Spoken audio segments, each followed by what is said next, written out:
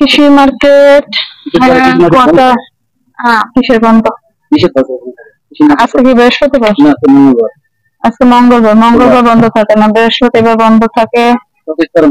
হ্যাঁ, টকিস্টার, তারপরে কৃষি মার্কেট, তারপরে মানে ওই যে ধানমন্ডির এই পর্যন্ত বন্ধ থাকে। রাপাতলাদার ওই পাশা থেকে আবার খোলা থাকে।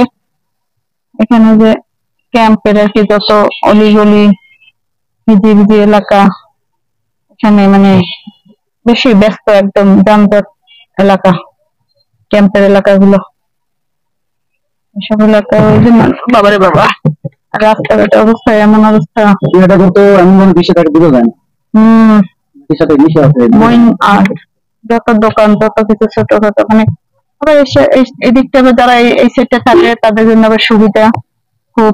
মানে যে দেখেন একটু মরে যে দরবার ওদের, তারপরে যে এখানে আবার এইগুলো করছে নতুন, না এইভাবে নতুন করছে, রোজার ভিতর করছে মনে হয়। হ্যাঁ, ফলের দোকান আগে এগুলো ছিল না তো, এই সামনে এই রোজার ভিতরে করছিল। এটা মানে কোরবানি পর্যন্ত থাকবে, কোনো সমস্যা নেই।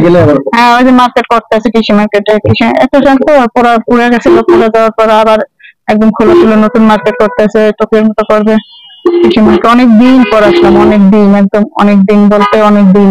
এই সেটটা আগে যে ওদের কোচিং দিয়ে বেশি থাকা হইতো, এখন আর বেশি থাকা হয় না। এখানে অবশ্য একটা সময় খুবই পরিচিত ছিল, এখন আর পরিচিতি নেই। এখন না আসতে কবে আসছে মানে কোনো ই নাই। খুবই ব্যস্ত এলাকা, ব্যস্ত জায়গা, এমন ভাবে রিক্সাগুলো রাখে মানে গাড়ি রিক্সা মার্কেট। তাও দেখেন ঈদ গেল মাত্র 2 দিন না কয়দিন গেল ঈদ, তারপরে মানুষের কেনাকাটার আর শেষ নাই। ব্যস্ততা না, এমন মানুষ নাই যে কিনে না, কেনাকাটা সবাই করছে, কম বেশি করছে, খালি কিনি নেই আমি। না, ওই যে কথা আছে না, মক্কার মানুষ সহজ পায় না, এটাই যে অবস্থা। জুয়েলারির দোকান কত কিছু আছে। যারা এই সাইডে থাকে তাদের জন্য বেশি সুবিধা, বুঝছেন, সব মানে আসা যাওয়া একেবারে হাতের নাগালে। আগে যখন এই সাইডে ছিলাম এই দিকটা, তখন আমরা সুবিধা ভোগ করছি। এখন একটু আরামে থাকতে গেলে তো একটু কষ্ট করতেই হবে, যত আরাম তত কষ্ট। আর একটু সুযোগ সুবিধা নিতে গেলে তো অবশ্যই একটু ই করতে হয়।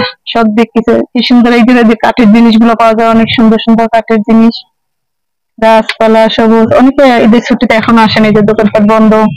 যারা যারা ঢাকার ভিতরে একদম কাছাকাছি ঈদ করছে তারা হয়তো চলে আসছে। যাই হোক, যেহেতু অনেকদিন পর বের হয়েছে মার্কেটে, একটু ভিডিও টিডিও করি, শেয়ার করার, এত ভিডিও কই। হ্যাঁ, আমি তো এটাই করি, আর কি করি। নর্মাল ভাবে যেগুলো থাকে, নর্মাল যেগুলো আছে নর্মাল ভাবে করে। আমি আর মানুষ তো কত কিছু এডিটিং করে, কত কিছু করে, আমি আর এসব কিছু করি না। যেভাবে করার থাকে ওইভাবে করে ছেড়ে দিই, কিছু করার নাই। কি করার, একটু এভাবেই আর কি।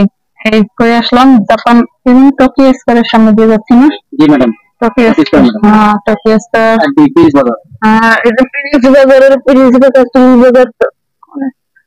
বাজারের ভিতরে অনেক সুন্দর সুন্দর, এখন লাইটিং করা আছে, কি সুন্দর লাইটিং এর। এখন শেষ না, টোকিওতে আসলে আসতে হবে একদিন, যেদিন আগে পরীক্ষা থাকবে না, ইউনিভার্সিটি থাকবে না, ওই দিন আসতে হবে, কাজ আছে। অনেকদিন পর সেদিন আসলাম, এসে যাক দেখি আজকে ভিডিও করতেছি, করতে করতে কত দূর যেতে পারি। রাস্তায় নামলে এই পথ যদি কবু শেষ না হয়, তা আমাদের একেবারে গন্তব্য বাসার লাস্টে যায়, নদীর পাড়ে যায়।